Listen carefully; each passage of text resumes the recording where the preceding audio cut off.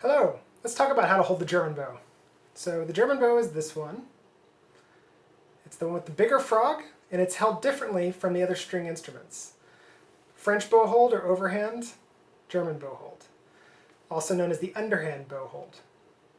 So the first thing we're going to do to build up this bow hold is we're going to hold the bow in our left hand at the stick.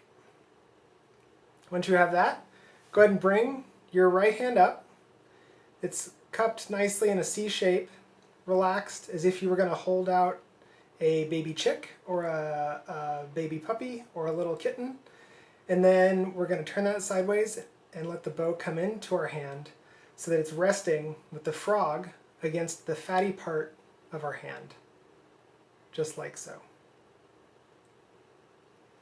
The next thing we're going to do, step number 2, is we're going to support the bow with our index finger and our middle finger. Now you may see where I'm placing those. My index finger is going on the side of the stick, and my middle finger is going on the side of the frog, right here and right here.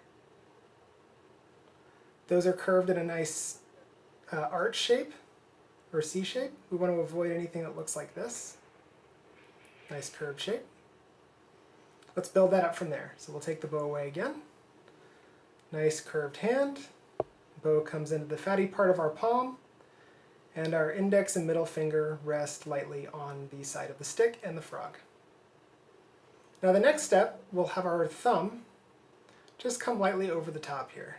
So if you're looking at it from above, it'll be just over the top. Also okay is there. We don't need it to be touching the index finger or the middle finger, but it can be close by. Again, this will not be squeezing. We don't want to see the blood be pushed out of our skin from squeezing too hard. This is just a relaxed support. So that's our third step. We've got bow in the hand against the fatty part of our hand, index finger and middle finger resting on the side, and thumb over the top. Now the next step, I like to have the pinky resting just lightly on the bottom, on the screw. Sorry, on the silver, the ferrule, here. The slide that goes between the frog and the hair. Depending on the shape of your bow and the size of your hand, your pinky may rest a little bit on the hair. Try not to have that happen, have it be more curved. Or it could be farther back, or it could be under, or it could be on the side. The important part is that the pinky is not squeezing. It is just a nice extension of the hand shape. It's like this. And the number one problem that German bow players have with the bow is they will want to do something with the ring finger. This finger does nothing. It should not be actively doing anything. What we want to avoid is anything that looks like this, where the ring finger comes into the stick, or into the frog, by curling like this. That promotes a lot of tension in here, and even you can probably see it if I squeeze. It looks pretty tense.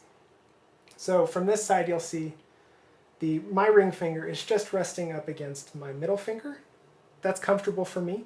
Depending on the size of your frog and your hand, it may be more comfortable to have it resting lightly on the silver ferrule there. So let's review all that one more time real quick. We'll take the stick in our left hand to practice. Bring our hand up, nice cup shape, relaxed neutral wrist.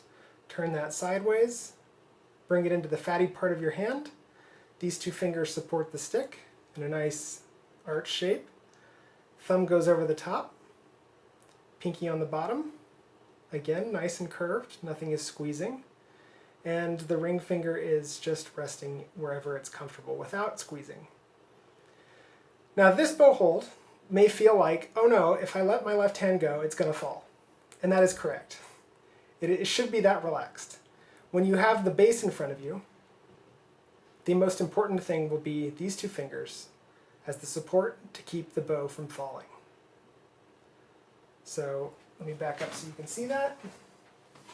If I turn the bow sideways, I can support the bow with just these two fingers and my hand, the structure of the bow hold. Can't quite see it in frame right here, but we'll talk more about this in the future. This is the basic German bow hold that I like to teach.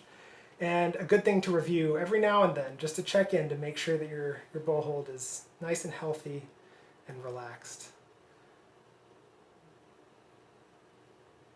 Let me know if you have any questions or comments, and happy practicing.